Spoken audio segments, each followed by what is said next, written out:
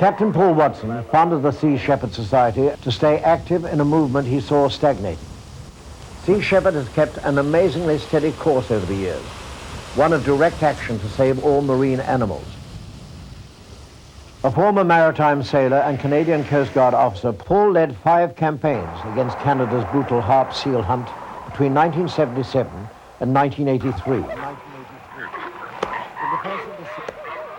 They've succeeded in reaching over 1,000 seals, applying a dye to their coats, making them commercially valueless, and in fact save those 1,000 seals in that manner. In an attempt to stop one of the ships, I had handcuffed myself to a winch line so that the ship wouldn't proceed and would be slowed down and wouldn't be able to get its quota. What happened there was that the sealers decided that they were going to deal with me, and they gave the order to pull the winch line in. I was dragged across the ice, through the water, up the side of the ship, and dropped 3 times back into the water. I spent about 10 minutes in the water altogether, and I was losing all sensation in my hands and feet. It was frozen salt water. It was sort of a slush that I was in, and this was about 180 miles out at sea. Then I was dragged out, brought on board the ship, and dragged through a gauntlet of sealers who were kicking me, spitting at me, and rubbing my face into the blood on the deck.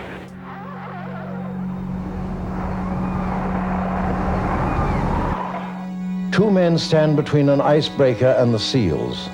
They have often risked their lives to stop the killing.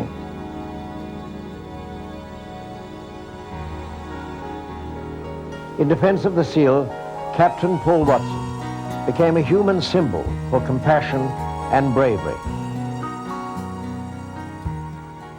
For over 25 years, our guest of honor has been getting up in the morning, going out and risking life and limb to save the world. The ocean world of the whales, the dolphins, the seals, and the entire imperiled universe of wonder that lies just below the surface. Paul Watson is a reminder to the conscience of humanity that we all pay a price for the war that's been declared on marine wildlife, for pillaging the oceans as though there were no limit to nature's bounty or her forgiveness. Where he goes, he does things no one else dares. In doing so, he makes news, because he knows that creating awareness is the first step in creating change.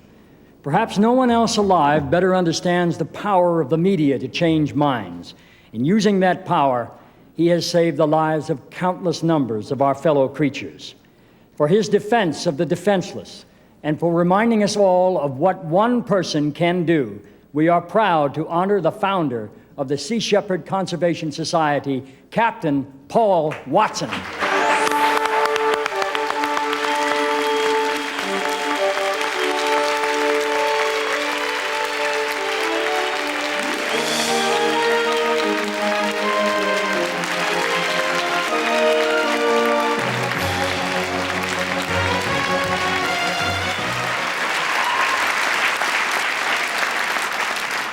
Last night I returned from the largest annual wildlife slaughter anywhere in the world, the Canadian seal hunt.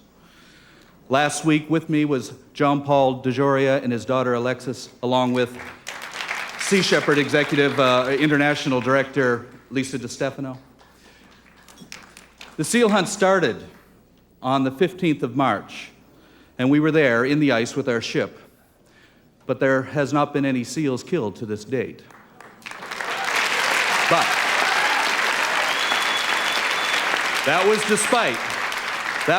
despite the fact that the government put on my tail 2 300-foot icebreakers and 100 RCMP officers to protect, as the captain of the Coast Guard vessel said, the sealers from the likes of you and your crew. You can go to jail for 2 years if you witness, film, or photograph a seal being killed. When we left the seal hunt last week, no seals were going to be killed because all of the seals in the Gulf of St. Lawrence were in the protected zone. So we left confident in knowing that these seals would not be killed. Today, the Canadian government lifted the protection zone to authorize the slaughter. So in accepting this, tonight, I'm renouncing my Canadian citizenship.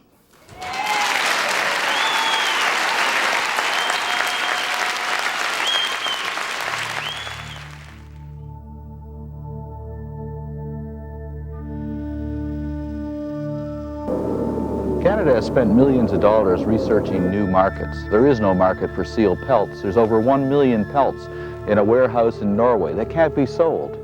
One product that they've come up with is the seal penis, which they market to Asia as some sort of snake oil remedy for impotence. The Sea Shepherd Conservation Society has come up with an idea to provide an alternative with a more attractive industry, one that doesn't hurt the seals, that doesn't kill the seals, and that is the utilization of their naturally molted hairs. But unfortunately, Canada wants to kill the seals. And the reason for this is they say that the seals are a threat to the survival of the codfish, when we all know that the codfish was destroyed by the incompetence of the Canadian government and the greed of the drag trawling operations. Canada now admits that. In fact, if you want to increase the population of cod, you can do so by increasing the population of these seals. These seals don't eat cod, but they eat fish which prey upon young cod. When Jacques Cartier first came to this country in the early 1500s, there were 30 million of these harp seals. And today, with the codfish at less than 0.5% of its original numbers, it isn't the seals that are the fault for that, with under 2 million of them left. They're threatened by ice conditions, by overhunting, by pollution, by the destruction of the fish upon which they live. This has been about the worst year in 300 years of records on this in this area, and the ice has been reduced by 80–85% at least. There's just some pans that are close in and around Prince Edward Island.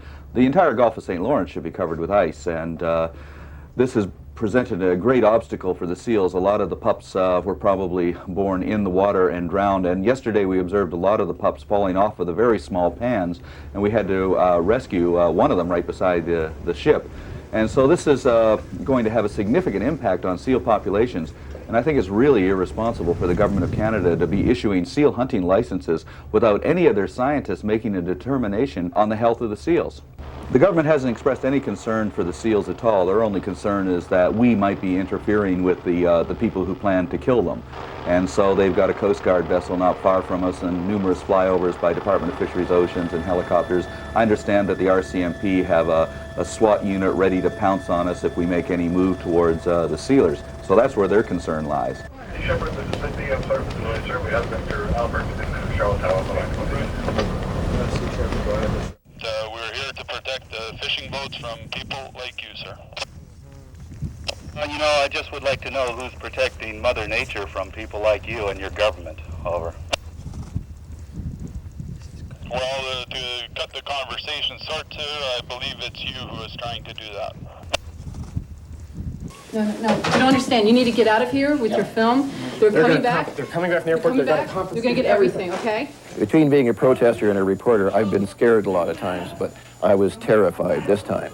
Paul Watson was going out there, along with actor Martin Sheen, not to confront the sealers, but to offer them an alternative way of making a living without having to kill the seals. Well, they almost killed Paul, and they terrorized the rest of us, and in the end, we had to flee for our lives. Well, Mr. Watson is not welcome in Macklin Island. So they're going to the Auberge Madly, where he's staying, and tell the owner he's not desirable here. Then they smashed down the door.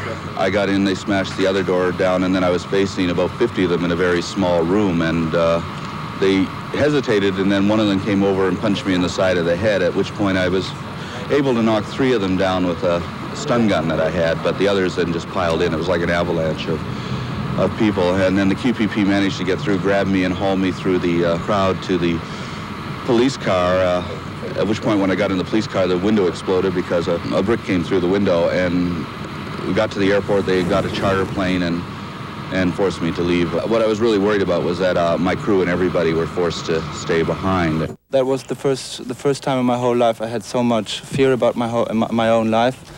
And secondly, I have to say I'm absolutely astonished what the media are doing here. They do not report about this whole thing. The only thing they do is writing little articles in which they say there was no violence. Was there violence? There was absolutely violence. There was more than violence. That was violence concrete. There was violence directly against us personally, against Paul Watson, against Lisa, against us as journalists, and they threatened us to kill us if we wouldn't give them the tapes. It's illegal under the Seal Protection Act to witness or photograph or film the killing of one of these seals. It's a gag law.